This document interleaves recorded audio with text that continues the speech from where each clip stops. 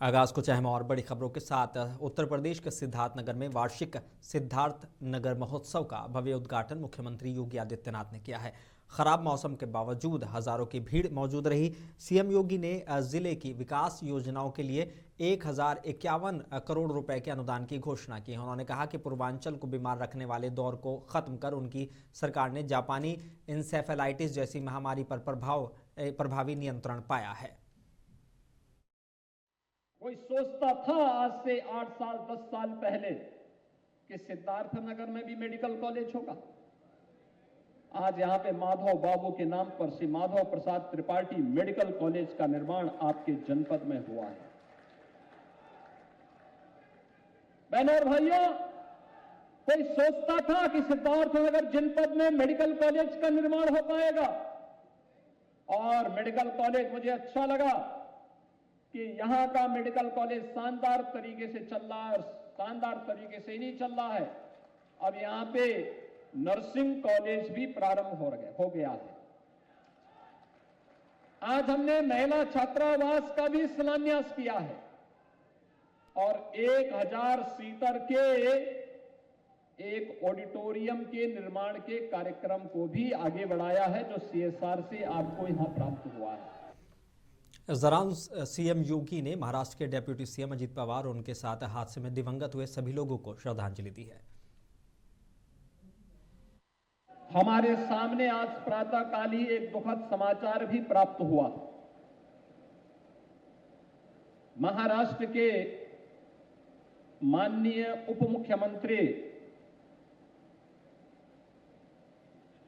श्री अजीत पवार जी का एक plane crash होने की दुर्घटना में दुखद निधन का समाचार प्राप्त हुआ है। मैं इस अवसर पर स्वर्गीय अजीत पवार जी और उनके परिवार के प्रति अपनी संवेदना व्यक्त करते हुए उनकी स्मृतियों को नमन करता हूं। स्वर्गीय अजीत पवार और उनके साथ दिवंगत हुए सभी पुण्य आत्माओं के प्रति अपनी विनम्र श्रद्धांजलि भी अर्पित करता हूं। और समाजवादी पार्टी के मुखिया और उत्तर प्रदेश के अध्यक्ष अखिलेश यादव ने अजीत पवार को लेकर कहा कि महाराष्ट्र में बहुत लोकप्रिय नेता रहे, वीआईपी के साथ इस तरह की घटना ना हो और ये बात साफ होनी चाहिए कि आखिरकार ये घटना क्यों हुई है। बहुत बड़े नेता थे, डिप्टी सीएम कई बार रहे वो, और महाराष्ट्र के बहुत लोकप्रिय नेता रहे।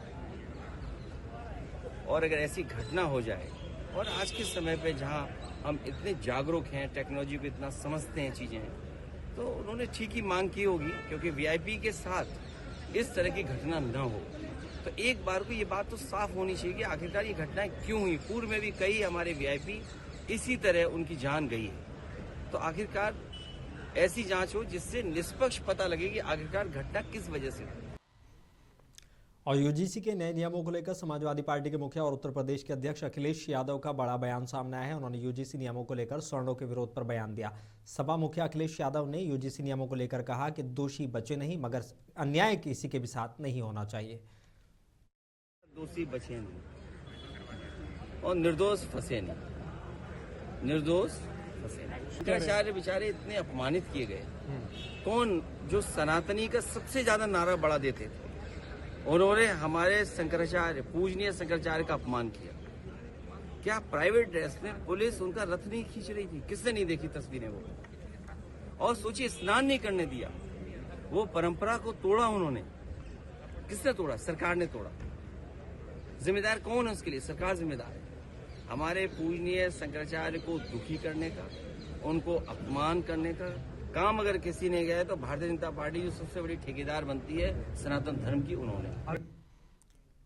और देहरादून में राजकीय दून मेडिकल कॉलेज के प्रेक्षागृह में प्राथमिक शिक्षा विभाग द्वारा नियुक्ति पत्र वितरण कार्यक्रम आयोजित किया गया। कार्यक्रम में मुख्यमंत्री पुष्कर सिंह धामी और शिक्षा मंत्री धन सिंह रावत ने सहायक अध्यापक प्राथमिक के 1035 नव चयनित शिक्षकों को नियुक्ति पत्र सौंपे हैं। मुख्यमंत्री धामी ने कहा कि सरकार शिक्षा में ट्रांसपेरेंसी और फेयरनेस के साथ भर्तियां कर रही है और उनके कार्यकाल में अब तक करीब 28,000 से अधिक नौकरियां दी जा चुकी हैं। उन्होंने कहा कि युवाओं को मेरिट के आधार पर आगे भी रोजगार के अवसर मिलते रहेंगे। वहीं शिक्षा मंत्री ने शिक्षकों से देवभूमि के बच्चों का भविष्य संवारने का आह्वान भी किया। एक नई शुरुआत आपकी हो रही है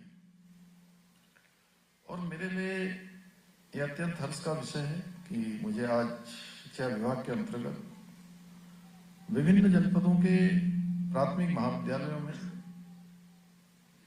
1100 से भी अधिक सहायक अध्यापकों तथा ऊधम सिंह नगर जनपद में विशेष शिक्षा के लिए चयनित 18 सहायक अध्यापकों को आज नियुक्ति पत्र वितरण समारोह में नियुक्ति पत्र देने का सौभाग्य प्राप्त हो रहा है।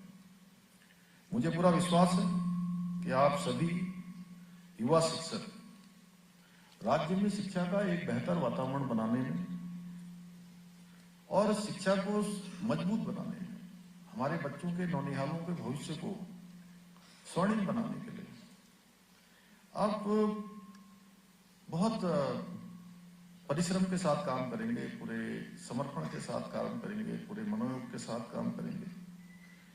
साथियों, आज से आप सभी के कंधों पर उत्तराखंड के भविष्य को गढ़ने और संवारने की बहुत ही अत्यंत महत्वपूर्ण जिम्मेदारी आ गई है। देहरादून में मुख्यमंत्री पुष्कर सिंह धामी की अध्यक्षता में हुई कैबिनेट बैठक में 8 अहम प्रस्तावों को मुहर लगी है। बता दें कि स्वास्थ्य कर्मियों को एक बार, जनपद परिवर्तन, सिडकुल के जरिए औद्योगिक विकास, हरित हाइड्रोजन नीति 2026, नए निजी विश्वविद्यालय, भूजल उपयोग और शुल्क और हवाई पट्टियों के संयुक्त उपयोग जैसे बड़े फैसले लिए गए हैं।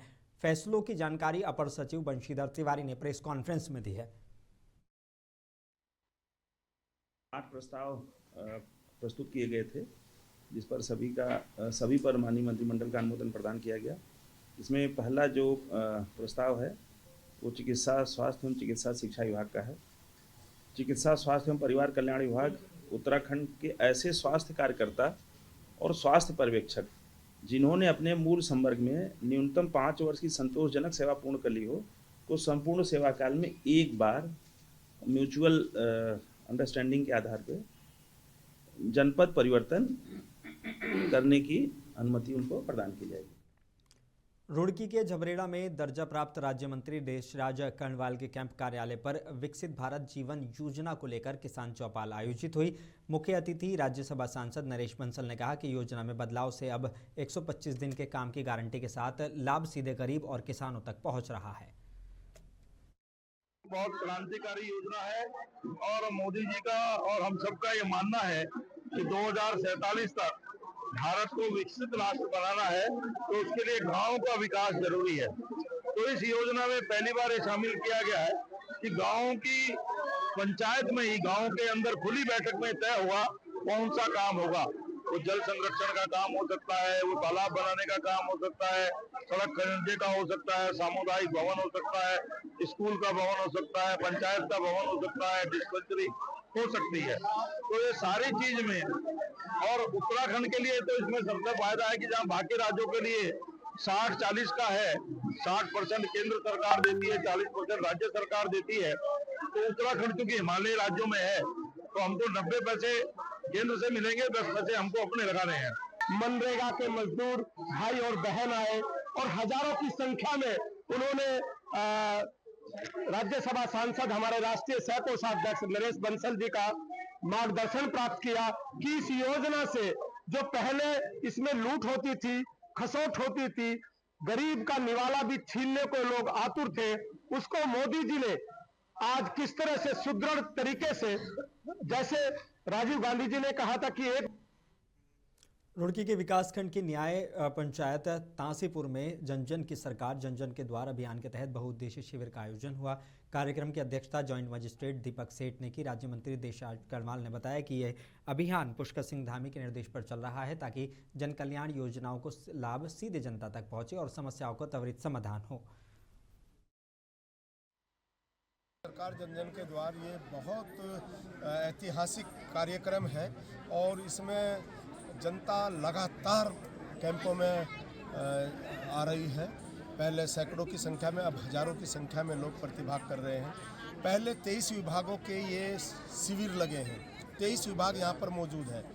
पहले व्यक्ति विभाग में जाता है, अगर उसकी समस्या का वहाँ समाधान नहीं होता तो तब वो समस्या जो है मंच पर जो अध्यक्षता कर रहे हैं यहाँ पर जॉइंट मजिस्ट्रेट साहब, यहाँ डीएम साहब को आना था लेकिन उन्हें चीफ सेक्रेटरी साहब की मीटिंग में जाना पड़ गया, इसलिए वो नहीं आ पाए। तो फिर वहाँ जाकर उसका समाधान होता है। अभी तक लगभग 45 समस्याएं आई हैं और उनका लगातार समाधान हो रहा है और सैकड़ों समस्याएं विभागों के टेबल पर जा रही है, जिसका समाधान वहीं हो रहा है। अगर वहाँ नहीं होता तब जाकर के समस्या आगे आ रही है। देखिए, लाठरदेवा में जो तालाब में कूड़ा डालने की शिकायत है वो गंभीर है।